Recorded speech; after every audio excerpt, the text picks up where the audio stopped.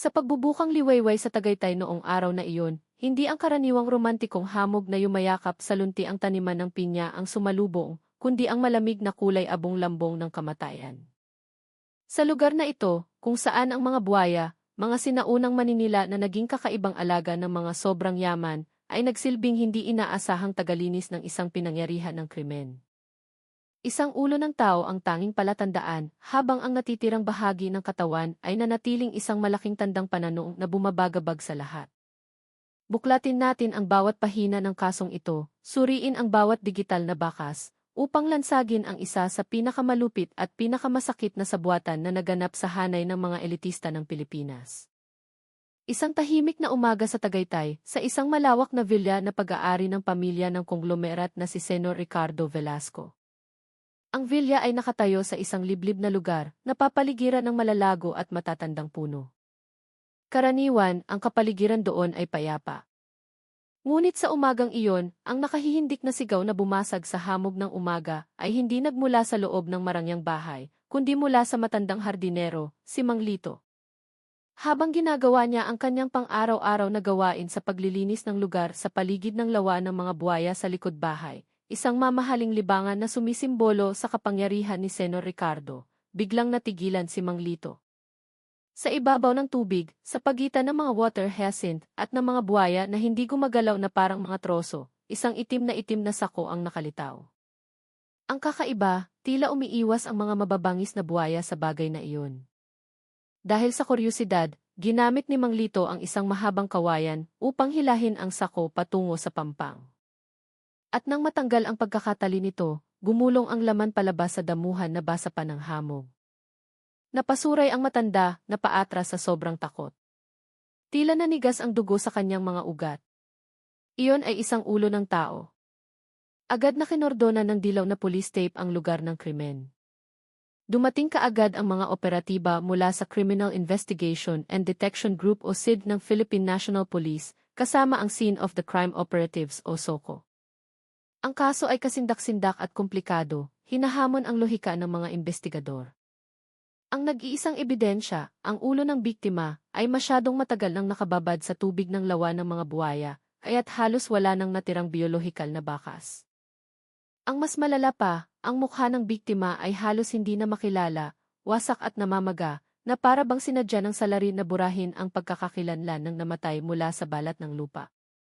Sino ang biktima? Walang anumang walang senyales ng paglalaban sa paligid. At ang pinakamalaking tanong na bumabagabag sa buong Special Investigation Task Group, nasaan ang natitirang bahagi ng katawan? Isang malawakang paghahanap ang agad na isinagawa, ngunit wala itong naging resulta. Ang marangyang villa, na ilang oras lamang ang nakalipas ay simbolo ng pangarap ng marami, ay nalunod ngayon sa isang mabigat na kapaligiran ng hinala at takot. Isang krimen na walang ingay ang naganap, nag-iwan ng isang nakapangingilabot na hamon para sa mga tagapagpatupad ng batas. Dahil sa kalubhaan at kalupitan ng kaso, agad na inatasan ng Provincial Director ng Cavite ang SID na magtalaga ng kanilang pinakamahusay na mga investigador at forensic experts. Sa gitna ng ambon na karaniwan sa Tagaytay, na lalong nagpapalamig at nagpapakaba sa kapaligiran, isang agarang gawain ang itinakda bilang pangunahing prioridad, tukuyin ang pagkakakilanlan ng biktima. Ito ang tanging susi para buksan ang pinto ng madilim na misteryong ito. Sa pinangyarihan ng krimen, habang masusing kinokolekta ng SOCO team ang anumang natitirang tissue mula sa paligid ng lawa, sinimulan naman ng ibang grupo ng mga investigador na tanungin ang may-ari ng villa, si Senor Ricardo Velasco, at ang kanyang asawa, si Senora Isabela. Sa simula, ang mag-asawang konglomerat ay nagpakita ng pinaghalong gulat at pagkainis dahil sa pagkakaabala sa kanilang pribadong buhay. Ngunit nang tanungin ng mga investigador ang tungkol sa isang miyembro ng pamilya na hindi nakikita, natigilan silang dalawa. Isang nakakatakot na katahimikan ang bumalot sa marangyang sala.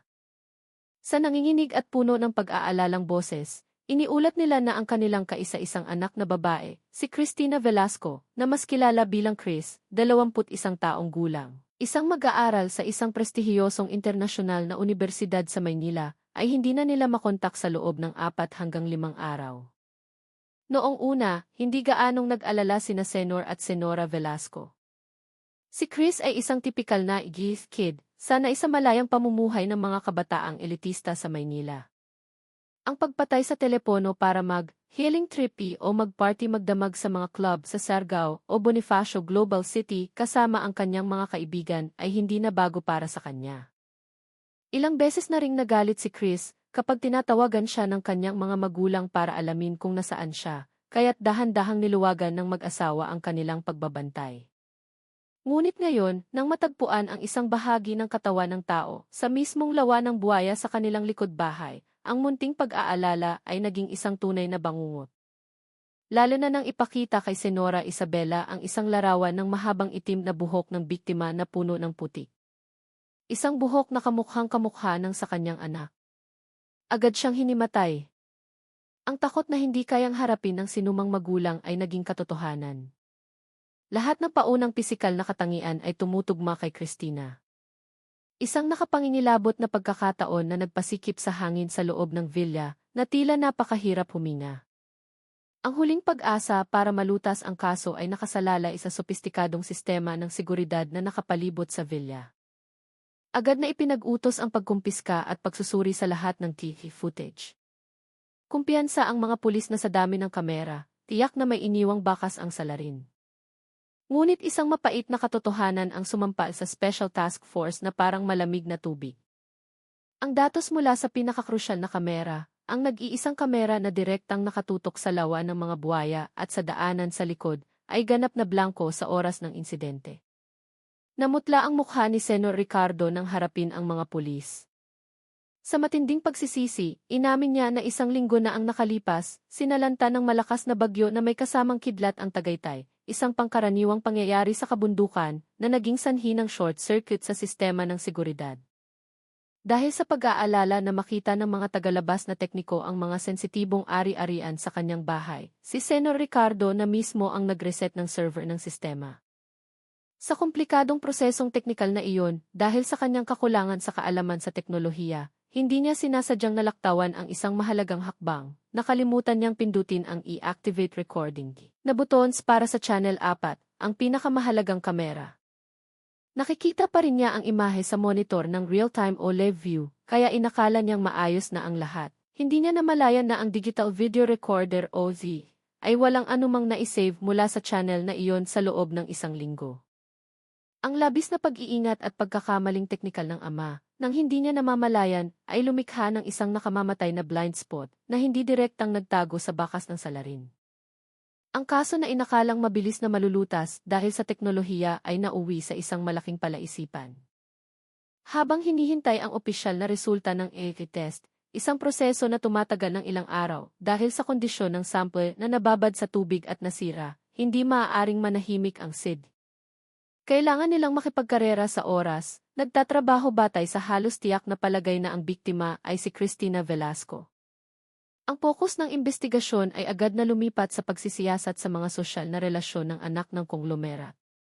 At napakabilis, isang pangalan ang nabanggit na may kasamang galit at pait mula kay Senora Isabela, ang ina ng biktima, Marco Reyes. Si Marco ang kasintahan ni Chris, isang makisig na binata na may istilong ki-cool guy, sikat sa social media at hinahangaan ng maraming kababaihan. Ngunit sa mata ni Senora Isabela, si Marco ay isang palamunin lamang. Ikinuwento niya na kamakailan lamang ay nag-iyakan si Chris sa kanya dahil nalaman nitong lalong nalulubog si Marco sa madilim na mundo ng online gambling, isang malaking problema sa Pilipinas. Si Marco ay natuklasang labis na adik sa mga online slot games. Nagsimula lang daw ito sa katuwaan, ngunit habang natatalo, lalo siyang nagiging desperado na mabawi ang kanyang puhunan. Nangutang siya kung saan-saan, at ang kanyang pangunahing pinagkukunan ng pondo ay walang iba kundi ang kanyang mayamang kasintahan, si Christina. Ang kasukdulan ay nangyari ilang araw bago mawala si Chris. Ang security guard ng villa at ilang kapitbahay ay nakasaksi sa isang matinding pag-aaway ng dalawa sa mismong gate. Sumisigaw si Chris, mariing tumatangging magbigay pa ng pera para bayaran ang utang ni Marco at humihingi na ng hiwalayan. Agad na ipinadala ang subwena para kay Marco Reyes. Sa malamig na interrogation room ng himpilan ng pulisya, dumating si Marco na may hitsurang malayo sa kanyang ki-cool guy na imahe. Gusot ang kanyang mukha, maitim ang ilalim ng mga mata, at hindi mapigilan ang panginginig ng kanyang mga kamay. Binombahan ng sunod-sunod na tanong ng mga investigador, tila takot at paikot-ikot ang mga sagot ni Marco. Inamin niya ang matinding alitan tungkol sa pera at relasyon nila ng biktima. Inamin din niya na labis siyang nagalit ng araw na iyon dahil tinawag siyang i-parasite ni Chris. Ngunit mariin niyang itinanggi na may kinalaman siya sa pagkawala at pagkamatay ng dalaga. Mahal ko siya, sir. Sumpaman, hindi ko pinatay si Chris. Nag-away lang kami, desperadong sigaw ni Marco.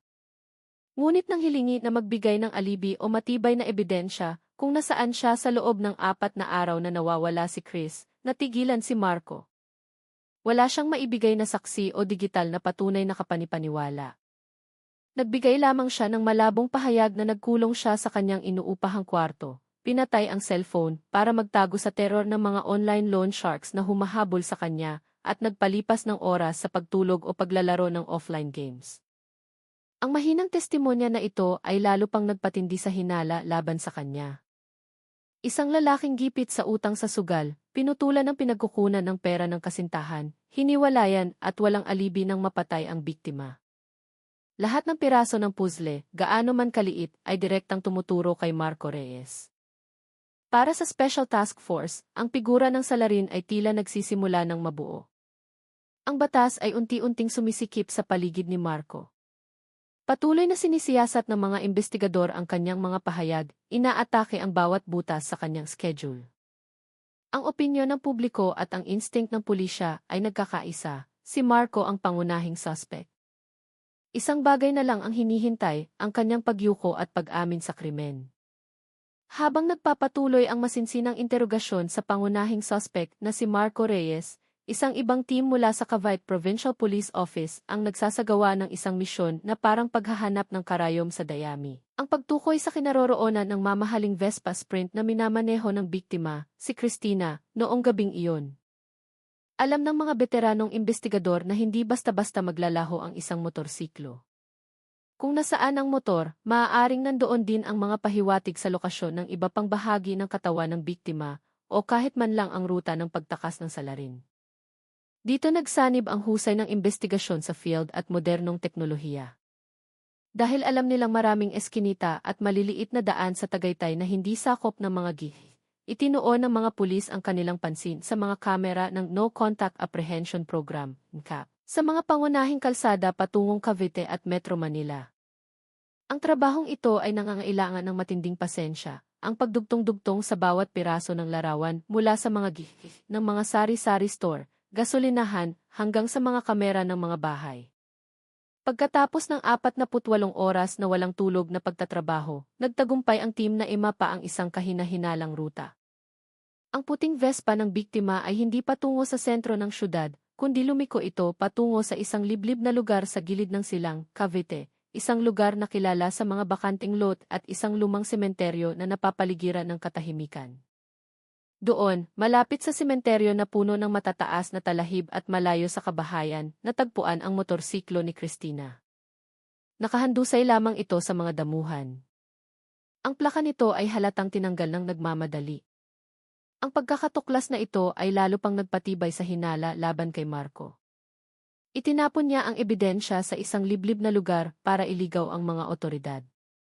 Ngunit hindi nagpadalos-dalos ang Special Task Force. Muli nilang sinuri ang kihi mula sa isang lumang bodega na may layong 500 metro mula sa lokasyon kung saan itinapon ang motor. At dito, isang napakahalagang imahe ang lumitaw na bumaligtad sa buong lohika ng kaso. Bagamat mababa ang kalidad ng recording sa gabi at malabo, nahagip ng kamera ang sandali ng dumating at iwanan ang motor. Nang gamitan ng cybercrime unit ng mga advanced na algorithm para linawin ang imahe, isang nakagugulat na katotohanan ang nabunyag. Ang nagmamaneho ng motor ay hindi si Marco Reyes. Ang kanyang pangangatawan ay mas maliit. Kahit na nakasuot ng full-face helmet na sarado at isang oversized na jacket, batay sa kilos, paraan ng paglakad, at hubog ng katawan, sigurado ang mga digital forensic expert na ito ay isang babae. Natulala ang buong team ng mga investigador. Ang paunang teorya tungkol kay Marco ay biglang gumuho. Sino ang misteryosong babaeng ito? Isa ba siyang kasabwat na bayaran ni Marco o posible kayang si Marco ay walang kasalanan? Muling ipinatawag si Marco Reyes sa interrogation room. Ngunit sa pagkakataong ito, hindi na tungkol kay Christina ang tanong ng investigador, sa halip ay inilapag niya ang isang larawan mula sa kiki sa ibabaw ng mesa. Sino ang babaeng ito? Nang makita ni Marco ang larawan at mapagtantong natagpuan na ng pulisya ang motor, ngunit alam nilang hindi siya ang nagmamaneho, tuluyang gumuho ang kanyang depensa. Sa ilalim ng matinding psikolohikal na presyon, humagulgol si Marco. Yumuko siya at inamin ang tunay na dahilan kung bakit hindi siya makapagbigay ng matibay na alibi. Lumalabas na noong gabing nawala si Christina, hindi talaga natutulog si Marco sa kanyang inuupahang kwarto. Kasama niya ang kanyang mga barkada sa isang lihim na sugalan sa isang lugar sa Quezon City. Doon sila nagsugal at gumamit ng ipinagbabawal na gamot. Kaya't takot na takot siya. Kung magsasabi siya ng totoo, makukulong siya sa kasong pagsusugal at droga, na may mabigat na parusa sa Pilipinas. Kaya't pinili niyang manahimik at magsinungaling, umaasang kung walang makitang ebidensya ng pagpatay, palalayain din siya. Agad na kumilos ang pulisya para i-verify ang kanyang sinabi. Kinumpirma ng mga saksi sa sugalan ang presensya ni Marco buong magdamag.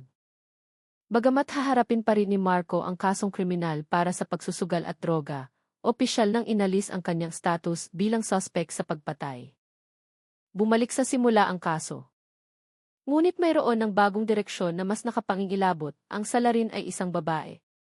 Isang babae na may sapat na kalamigan ng dugo para patayin ang kanyang kaibigan at sapat na tuso para itapon ang motor sa gitna ng gabi ng mag-isa. Ang iPhone 16 na Pro Max na dala ni Christina Christy Velasco noong gabing iyon ay naglaho na parang bula, kasama ang iba pang bahagi ng kanyang katawan. Ang signal nito ay tuluyang nawala matapos gawin ng salarin ang krimen. Nang tila lahat ng digital na pahiwatig ay nauwi sa wala, sa gitna ng kanyang desperasyon, biglang naalala ni Senora Isabela ang isang mahalagang detalye.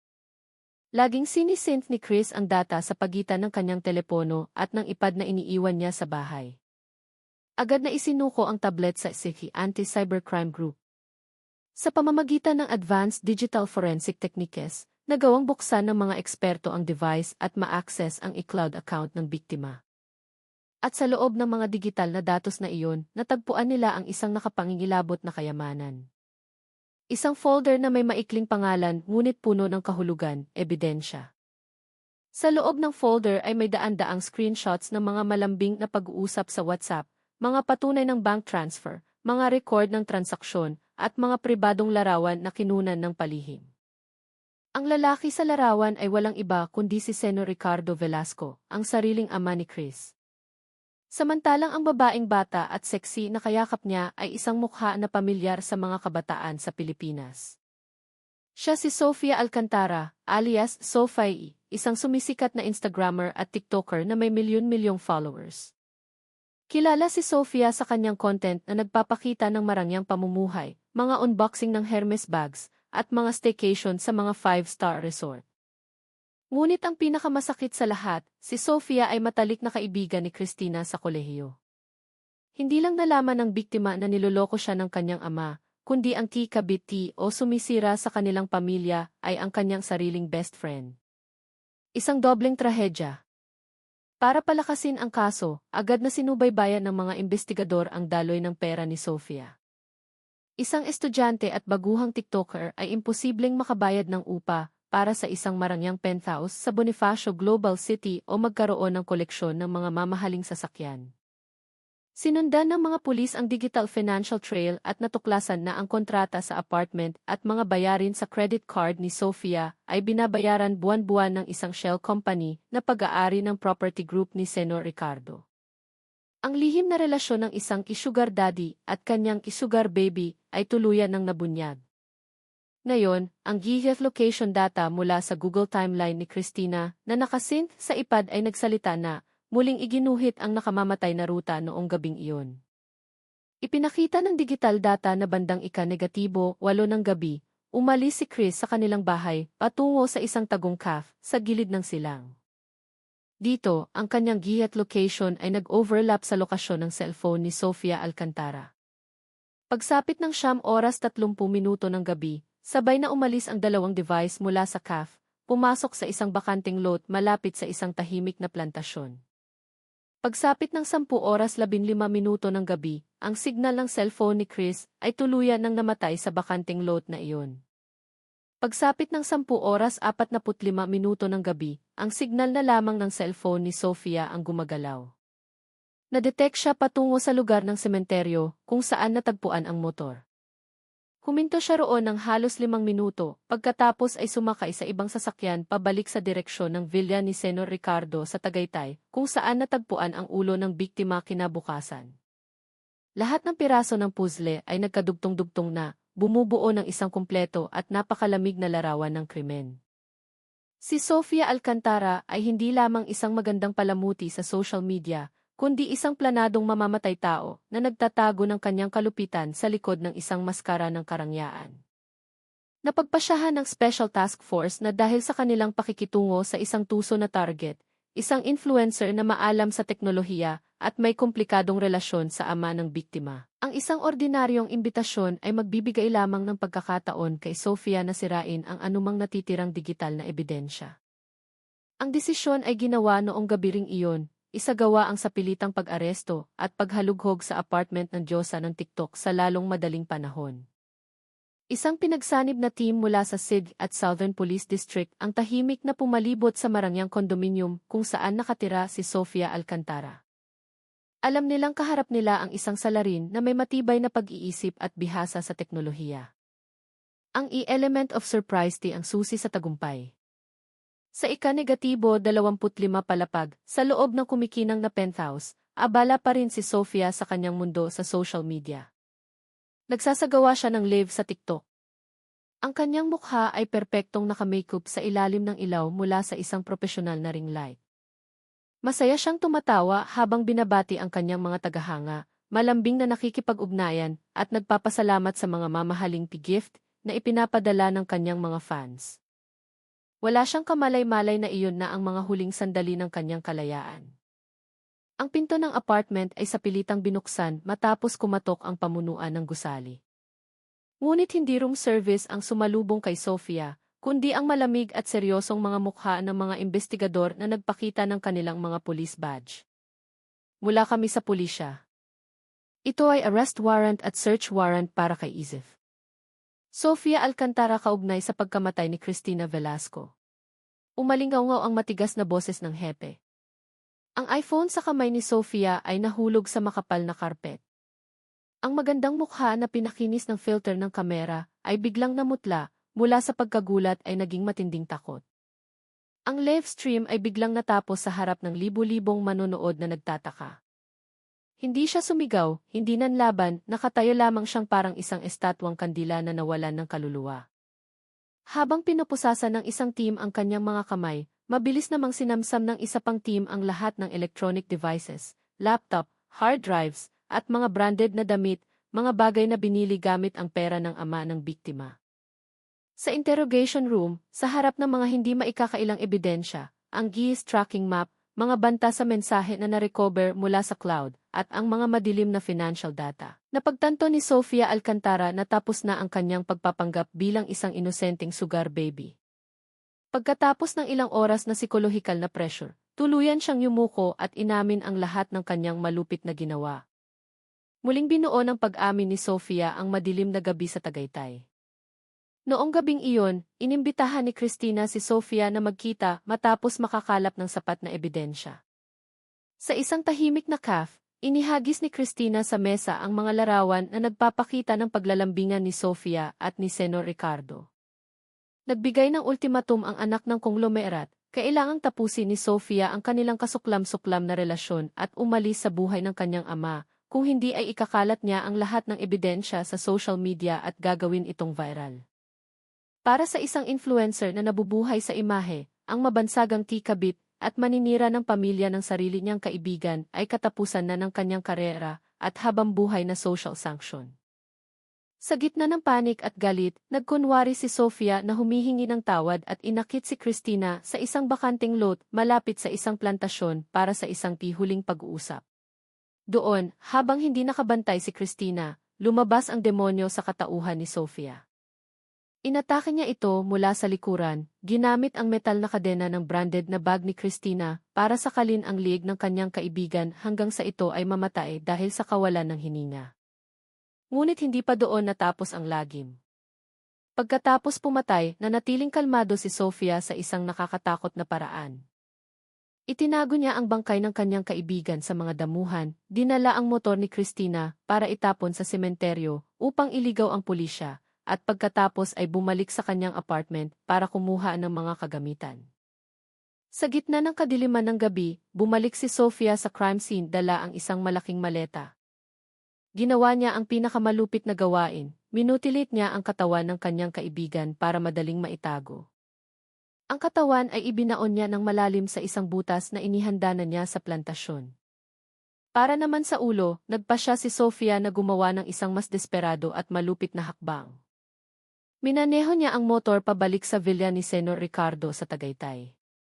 Dahil madalas siyang nakikipagtagpo kay Senor Ricardo doon, kabisado niya ang bawat eskinita, at lalo na ang blind spot ng Tihi, sa lugar ng lawa ng mga buwaya.